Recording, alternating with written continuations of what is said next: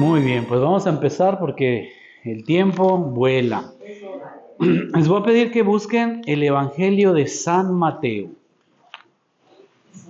Evangelio de San Mateo. El primer capítulo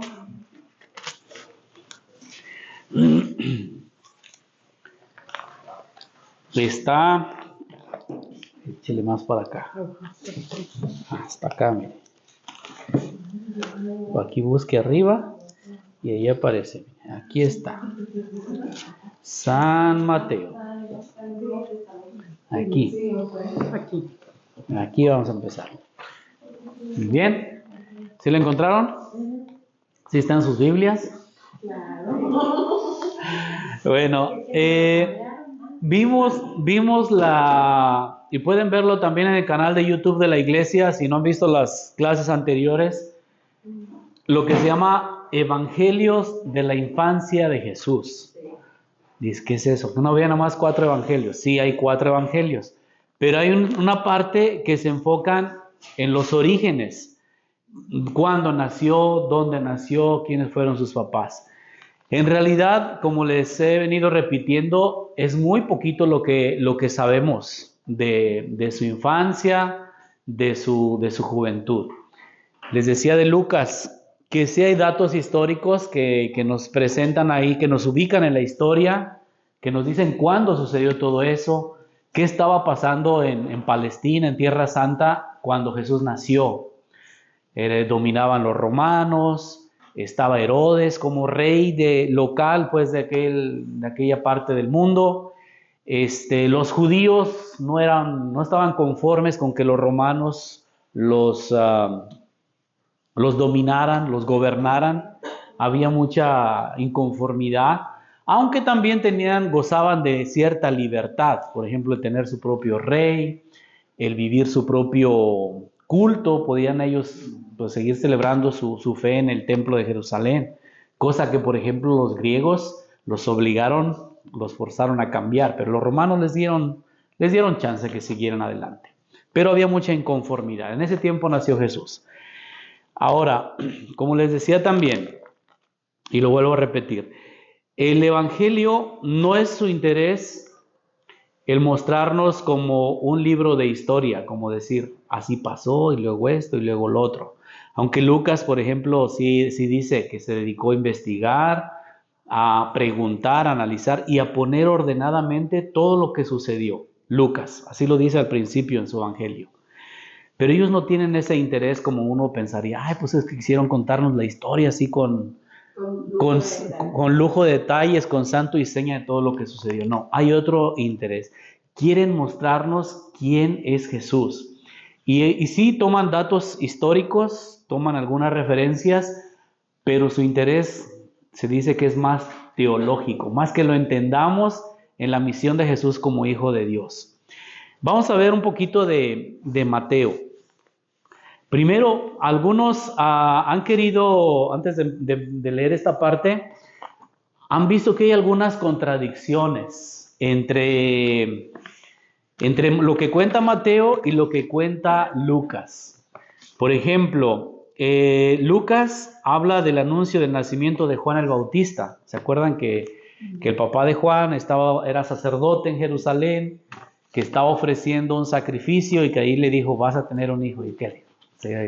Dudó y dijo, pues te vas a quedar mudo por no creer. Y bueno, viene toda la historia. Mateo no nos dice nada de eso.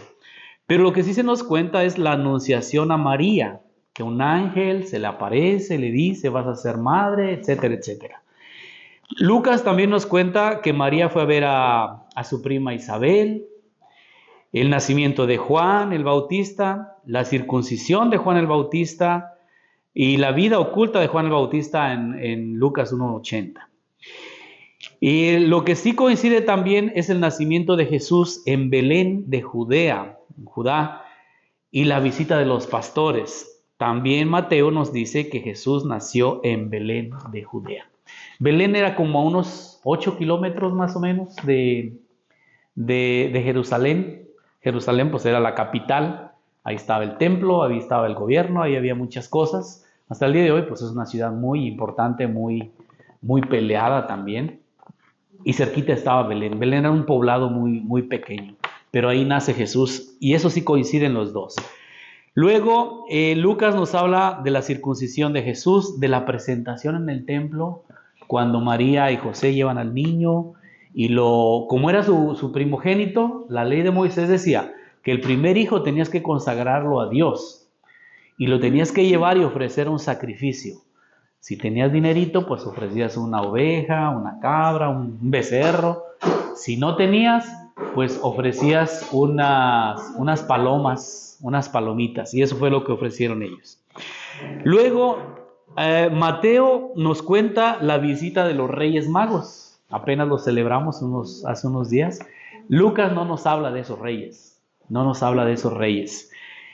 Tampoco nos habla de la matanza de los inocentes.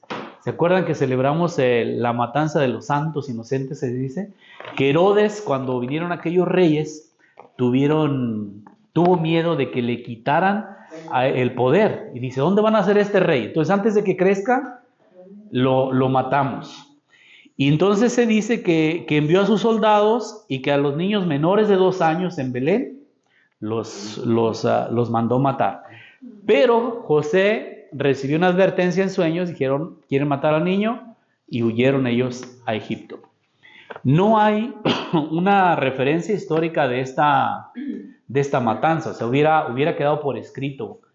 Sin embargo, sí se sabe que Herodes no se tentaba el corazón cuando alguien quería quitarle su poder. Así lo hizo con sus hijos, con sus propios hijos, los mandó matar, a una de sus esposas también. Entonces, incluso había, por ahí hay un escritor que dice, romano, que dice, de Herodes, dice, es mejor ser un cerdo de Herodes que ser su hijo. Y hasta aún sabiendo que los cerdos eran animales impuros, porque no trataba bien a sus hijos, al menos cuando estos se querían rebelar o querían ya atentar. Entonces sí hay cierta posibilidad de que haya sucedido. Lo vemos en la historia del libro de los reyes, cuando un rey subía al trono, es decir, y que era que no era de los que antes estaban gobernando, mandaba matar a todos los descendientes de los otros, para que aquella dinastía no fuera a reclamar cuando crecieran el reinado de...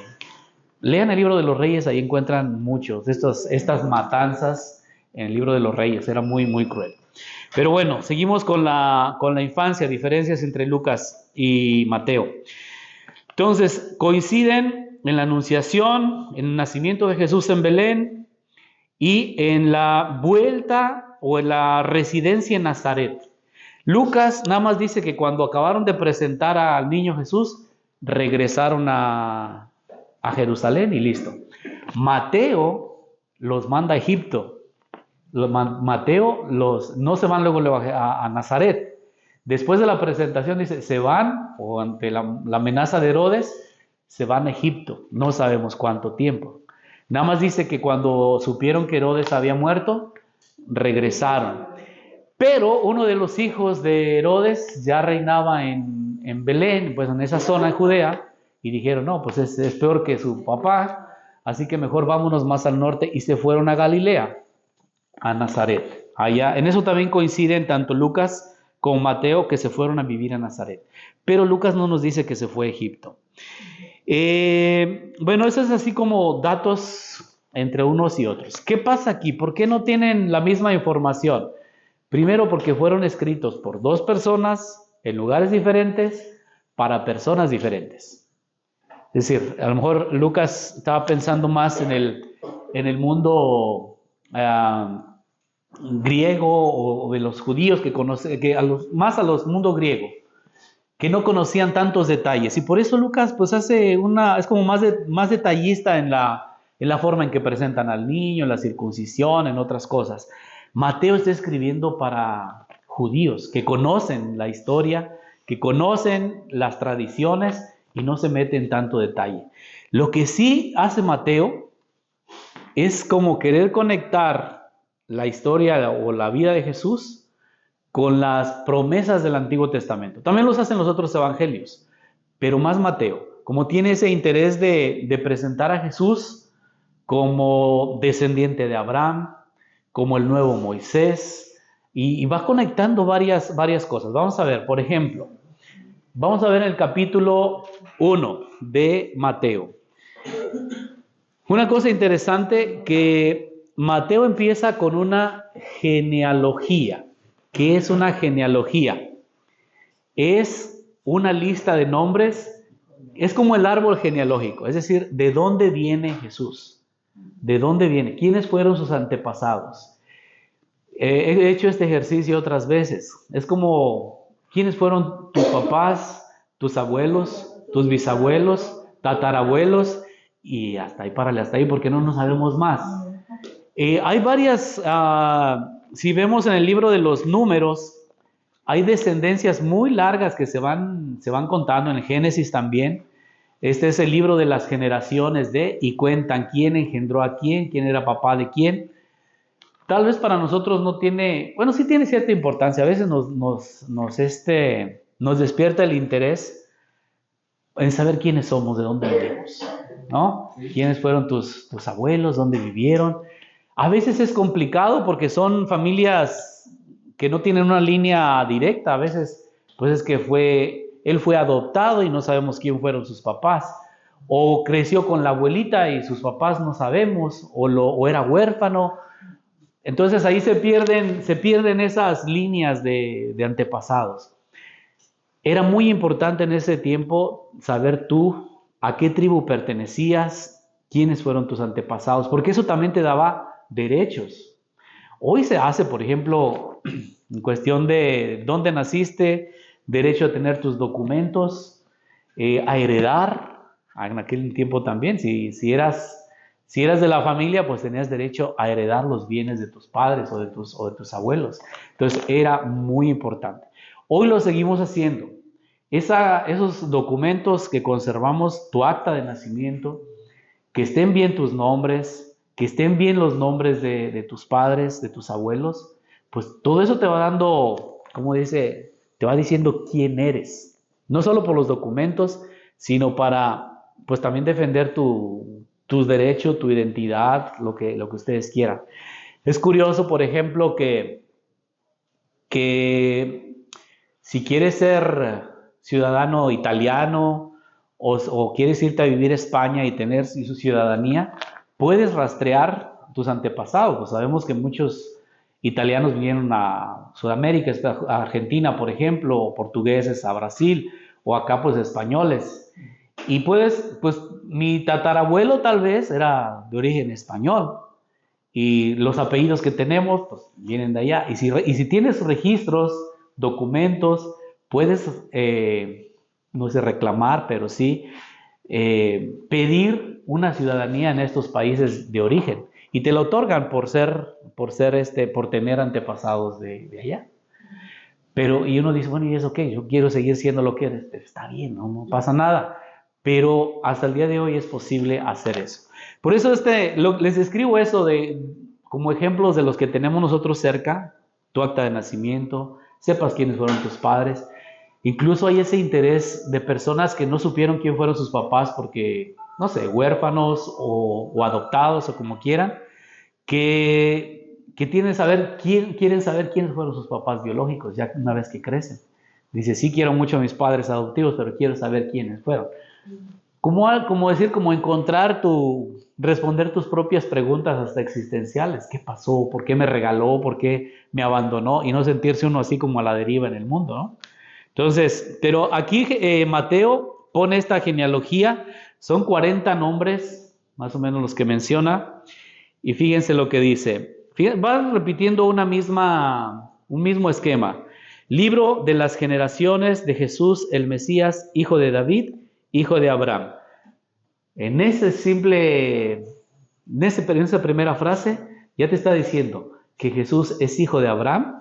¿Y qué significaba eso que fuera hijo de Abraham? Pues que pertenece al pueblo de Israel. Ahora, hijo de David. ¿Qué tenía que ser? Pues David es rey, que pertenece al linaje del rey David. Entonces, vas a reconocer a Jesús como hijo del hombre, como hijo de Abraham, pero como también como rey. Entonces, ya en esa frasecita ya te está diciendo muchas cosas. Y luego dice, bueno, Abraham, en el versículo 2, Abraham fue padre de Isaac, Isaac fue padre de Jacob, Jacob fue padre de Judá y de sus hermanos. Judá con Tamar fue padre de Farés y Sará. Farés fue padre de Esrom. Esrom fue padre de Aram. Aram fue padre de Aminadab. Aminadab fue padre de Naasón. Naasón fue padre de Salmón. Salmón con Rahab fue padre de Boz. Boz con Ruth fue padre de Obed. Obed fue padre de Jesé. Jesé fue padre del rey David. David con la mujer de Urías fue padre de Salomón. Salomón fue padre de Roboam. Roboam fue padre de Abía. Abía fue padre de Asaf. Asaf fue padre de Josafat. Josafat fue padre de Joram. Joram fue padre de Osías. Osías fue padre de Jotam. Jotam fue padre de Acaz. Acaz fue padre de Ezequías. Ezequías fue padre de Manasés. Manasés fue padre de Amón. Amón fue padre de Josías. Josías fue padre de Jeconías y de sus hermanos en el tiempo del exilio de Babilonia. Después del exilio de Babilonia, Jeconías fue padre de Salatiel. Salatiel fue padre de Zorobabel. Zorobabel fue padre de Abiud. Abiud fue padre de Eliakim. Eliakim fue padre de Azor. Azor fue padre de Sadoc. Sadoc fue padre de Akim. Akim fue padre de Eliud. Eliud fue padre de Eleazar. Eleazar fue padre de Matán. Matán fue padre de Jacob. Jacob fue padre de José, el esposo de María, de la cual nació Jesús, que es llamado el Mesías. Así, las generaciones desde Abraham hasta David son 14. De David hasta el exilio de Babilonia son 14 y del exilio de Babilonia hasta el Mesías son 14. Lo interesante en esta genealogía, primero, hay ciertas cosas que llaman la atención. Por ejemplo, las mujeres que se mencionan casi puros hombres, si se fijan. Como es la línea, viene la línea patriarcal, pero sí se menciona a Tamar. Judá con Tamar fue padre de Farés y Sara. Esa es una historia que busquen en el Génesis, la historia de Judá y de Tamar. Tamar se involucró con Judá disfrazada de prostituta. Y no solo disfrazada, probablemente se dedicó a un tiempo a eso. Es una historia muy... Pero bueno, ahí ya, por ejemplo, ya pues se prenden focos rojos y dicen, ¿cómo? ¿Cómo es posible? Hay otra persona aquí que aparece. Rahab. Ella vivía en Jericó y salvó a los espías que habían mandado a explorar la tierra. Ella fue Salmón con Rahab fue padre de Boz. Y también ella pues también tenía una vida. Ajá. Y luego Boz con Ruth. Ruth no era ni siquiera israelita.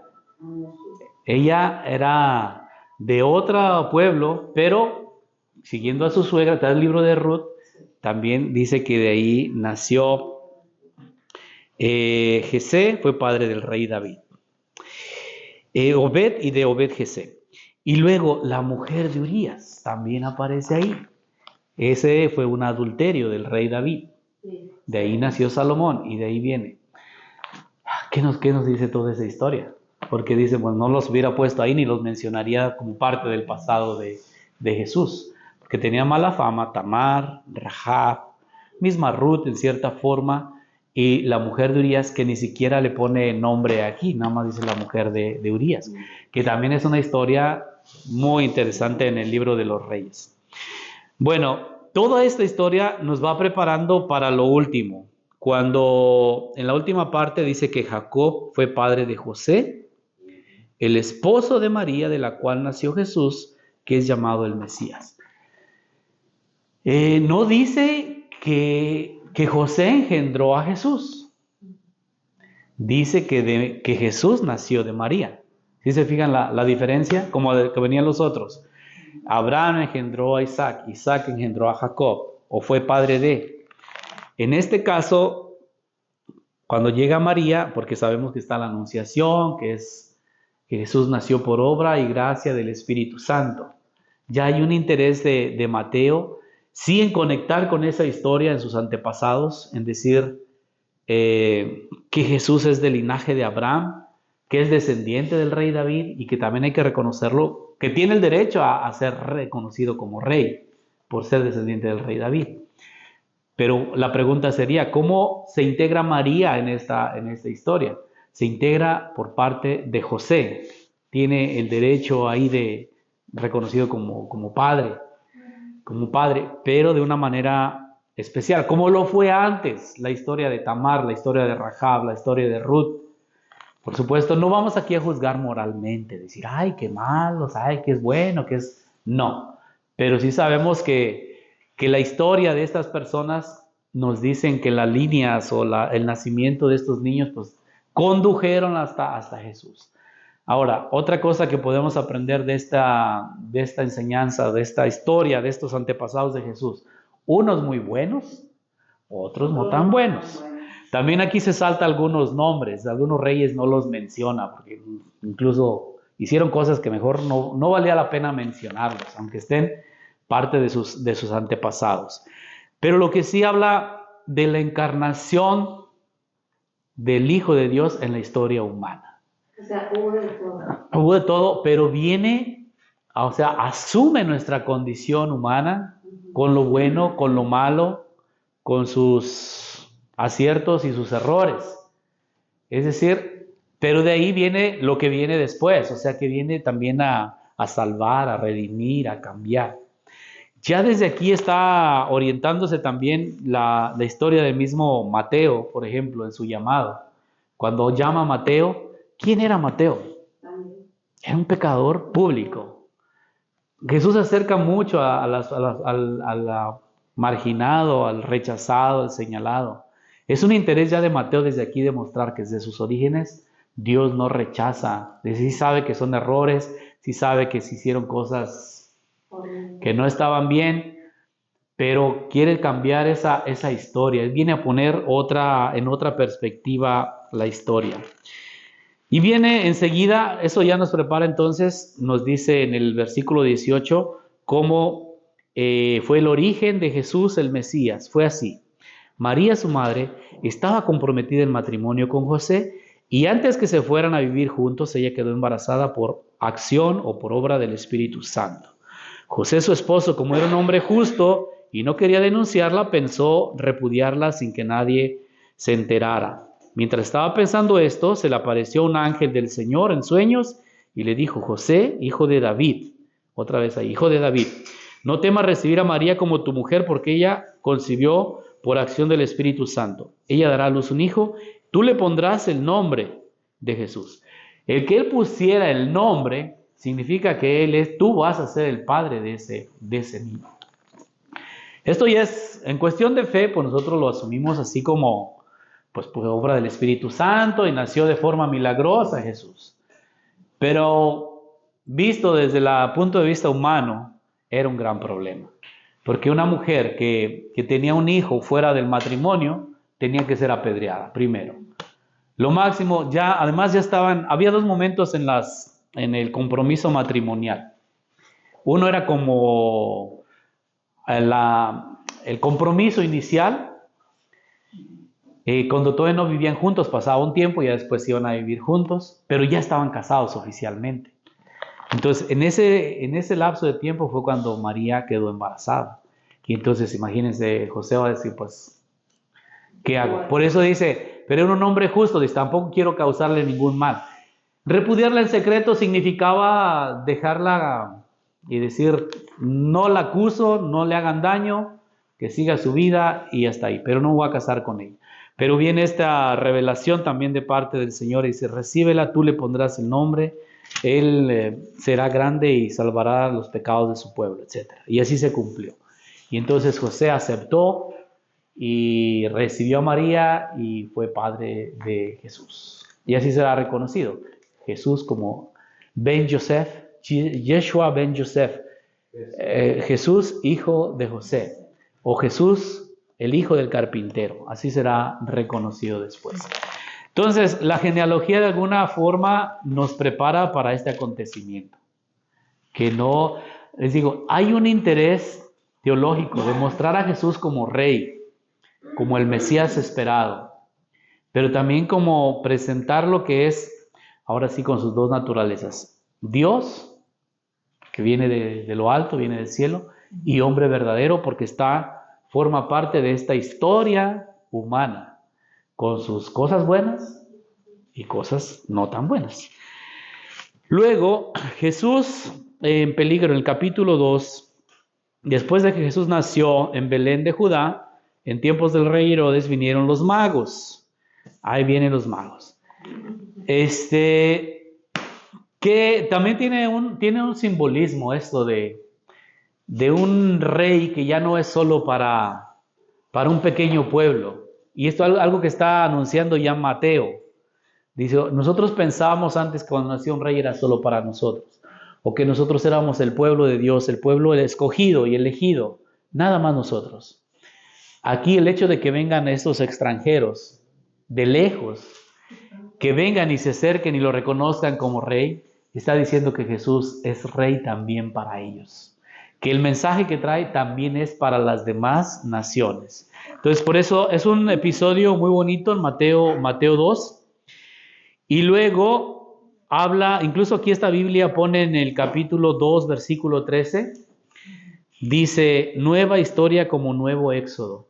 Mateo tendrá como ese interés de poner a Jesús como en el Nuevo Testamento, pero retomando eso que habían ellos ya vivido en su historia. ¿Cuál es su éxodo? Después de que los magos partieron, un ángel del Señor se le apareció en sueños a José diciendo, estoy en el 2.13, capítulo 2, versículo 13. Levántate, toma al niño y a su madre, huye hacia Egipto y permanece allí hasta que yo te diga, porque Herodes está a punto de buscar al niño para matarlo. ¿Se acuerdan en el Éxodo por qué se fueron los israelitas, los hijos de Jacob, se fueron a Egipto? Porque estaban en peligro de muerte, porque no tenían qué comer. Y se fueron para allá. También, ¿saben a quién mandaron para allá antes que a ellos? A José. José el soñador, el que fue después el segundo del faraón y salvó a sus hermanos. Entonces, Mateo tiene ese interés como de repetir esa historia en Jesús. Que Jesús también, como lo hizo José, huye a Egipto. Y como hizo el pueblo de Israel para salvar su vida, huyen a Egipto, escapan. Pero una vez, y también es interesante esto, la comparación. ¿Se acuerdan que el faraón manda matar a los niños? También está un rey, también hay una muerte de niños, y de ahí es salvado Moisés. Entonces, también Herodes manda matar a los niños, y de ahí es salvado Jesús. Entonces Jesús está aquí siendo así como presentado como el nuevo Moisés, salvado de la muerte para salvar a su pueblo. Y de ahí también, ya una vez que están seguros, hay un regreso. Hay un regreso, ya no será Belén, sino será Nazaret. Lo mismo será un regreso del pueblo cuando salen de la esclavitud en el Éxodo y llegan a la tierra de Canaán. Entonces, ya ahí hay elementos que están conectando. Sí, hay un interés histórico de saber qué pasó con Jesús pequeño, pero Mateo van poniendo cosas, la genealogía, la anunciación, el nacimiento de Jesús, la huida de Egipto, los reyes magos, que van conectando con los acontecimientos de la historia del pueblo de Israel. Tal vez para nosotros, bueno, conocemos el Antiguo Testamento, pero para un judío era como ver las cosas naturales, como algo que ellos sabían y lo tenían bien claro de lo que estaba pasando, y que Mateo se lo esté presentando así, pues le está dando como buenas credenciales a Jesús para ser aceptado, como Mesías, como hijo de David, como parte de esta historia donde Dios quiere ahora pues seguir escribiendo, salvando a su pueblo. Entonces, por último, la nueva historia como Éxodo, dice, cuando Herodes murió, estoy en el 19, capítulo 2, versículo 19. Cuando Herodes murió, el ángel del Señor se le apareció en sueños a José en Egipto, diciendo, levántate, toma al niño y a su madre, regresa a la tierra de Israel, porque han muerto ya los que trataban de matar al niño. José se levantó, tomó al niño y a su madre y se fue hacia la tierra de Israel. Pero al enterarse de que Arquelao reinaba en Judea, en lugar de su padre Herodes, Arquelao también era maluco, era malo, como la carne de puerco, dice. En lugar de su padre Herodes, tuvo temor de regresar allí, por eso después de ser advertido en sueños, se retiró hacia la región de Galilea, más al norte, allá por el lago, y se fue a vivir a un pueblo llamado Nazaret, para que se cumpliera lo que fue dicho por medio de los profetas, será llamado Nazareno. Que Nazareno era Nazrí, Nazrí tiene como otra raíz, el Nazrí es como el consagrado a Dios, como el elegido de Dios. Así como, por ejemplo, un Nazrí era Sansón, que no tomaba vino, que no se cortaba el pelo, que su madre lo consagró para ser como, pues, Nazrí, un consagrado de Dios. También Jesús será llamado un Nazrí, tiene la raíz con Nazaret. Pero bueno, Mateo sigue conectando y sigue dando elementos para que quien lea su evangelio reconozca que Jesús es verdadero Dios, hijo de Abraham, verdadero hombre, y que forma parte de esta historia, esa conexión con la historia de salvación del pueblo de Dios. Luego, si vemos más adelante, cuando en el Sermón de la Montaña, cuando dice las bienaventuranzas, pues también recuerda a Moisés en la montaña recibiendo los 10 mandamientos. Jesús ahora está recibiendo también las bienaventuranzas, los nuevos mandamientos. Es el nuevo Moisés que le está dando a su pueblo, pues, la ley, el deseo de Dios. Entonces, cierro esto, ya nos vamos. Sí, esos relatos, lo poquito que sabemos de la infancia de Jesús, tienen una base histórica, es decir, mencionan nombres que sí existieron, Herodes, no sé, Nazaret, Belén, lugares geográficos. Pero su interés es como dar una explicación, conectar esa historia y decirnos quién es Jesús. ¿Cómo debemos entenderlo desde el punto de vista de la fe? Como hijo de Abraham, hijo de Dios, el Salvador, el nuevo Moisés, el Mesías. Todos esos títulos se tratan de explicar con esta historia.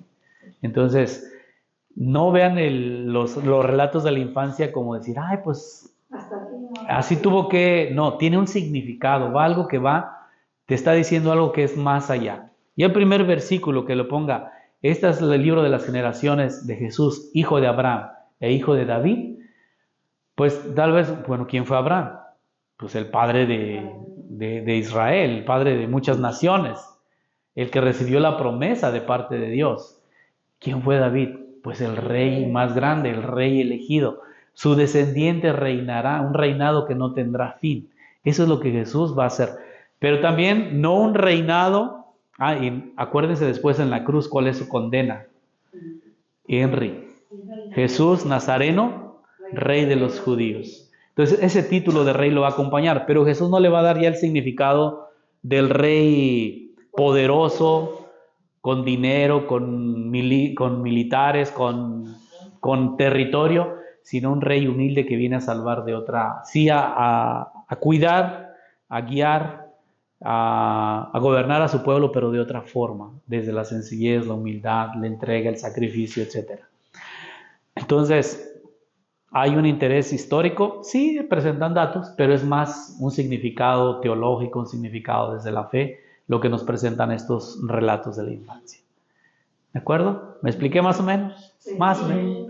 Sí, bueno. Bueno, pues cuando leamos eso, puede sonarnos, pero es interesante. Vean, les dejo esa tarea, vean la historia de Tamar, la historia de Ruth, la historia de Rahab, y verán qué interesante que es, que sean también antepasados de Jesús.